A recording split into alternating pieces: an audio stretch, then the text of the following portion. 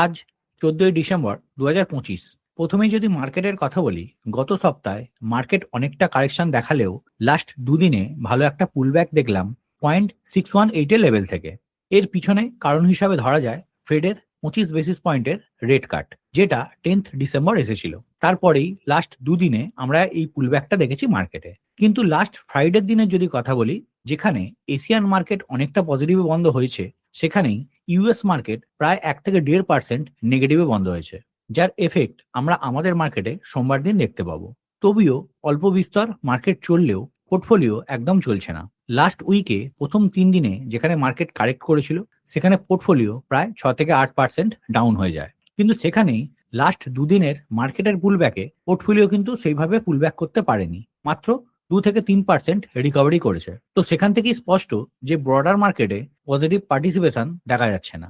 এমনকি মার্কেট যখন 22,000-এর লেভেলে ছিল, মানে একদম লোয়েস্ট এরিয়াতে, তখনও কিন্তু পোর্টফোলিও এতটা নেগেটিভ ছিল না যতটা এই 26,000-এর লেভেলে আছে। তো এই একটা বিষয় নিয়ে সবাই চিন্তিত, এবং এখান থেকে বেরিয়ে আসা তখনই যাবে যখন ইন্ডিভিজুয়াল কোম্পানিগুলো তাদের রেজাল্ট ভালো ফল দেখাবে এবং সেই কোম্পানিগুলোর ভ্যালুয়েশন সস্তা হয়ে আবারও যখন পুলব্যাক করবে। তো ততদিন পর্যন্ত এই পেন সহ্য করতে হবে।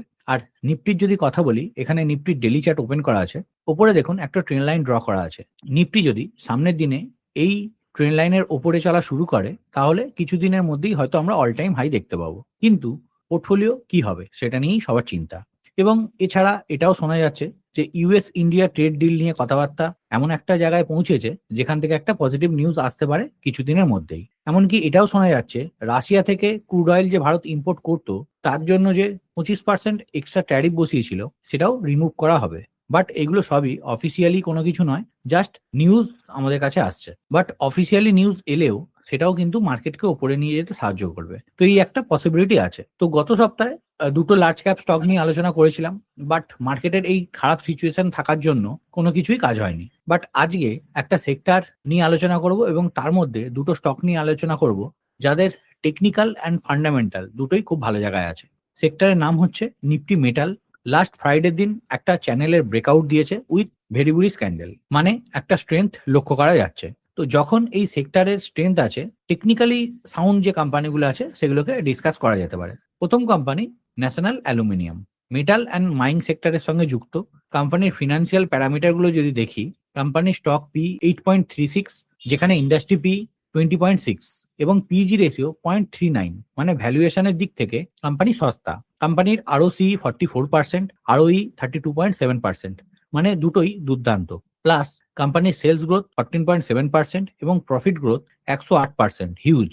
এছাড়া company almost debt free, DII আর এফআইআই মিলিয়ে প্রায় 32% স্টেক হোল্ড করছে। তো সব দিক থেকেই কোম্পানির ফিনান্সিয়াল দুর্দান্ত আছে। এবার যদি কোম্পানির টেকনিক্যালটা দেখি, তো এখানে ন্যালকো ইন্ডিয়ার ডেলি চার্ট ওপেন করা আছে। স্টকটা এপ্রিল মাস থেকেই আপ ট্রেন্ডে চলা শুরু করেছে, যেটা এখনো কন্টিনিউ চলছে, এবং রিসেন্ট তার পুরনো অল টাইম হাই ব্রেক করেছে, এবং রিসেন্টলি ভালো জায়গা থেকে একটা রিটেস্টমেন্টও আমরা লক্ষ্য করছি। কারেন্ট লেভেলে যেখানে আছে সেখান থেকে ভাবা যেতে পারে, এবং এখান থেকে যদি আমরা ফিবোনাকি এক্সটেনশন ড্র করি, তাহলে অ্যাটলিস্ট উপরের যে লেভেল এইখান পর্যন্ত যেতে পারে।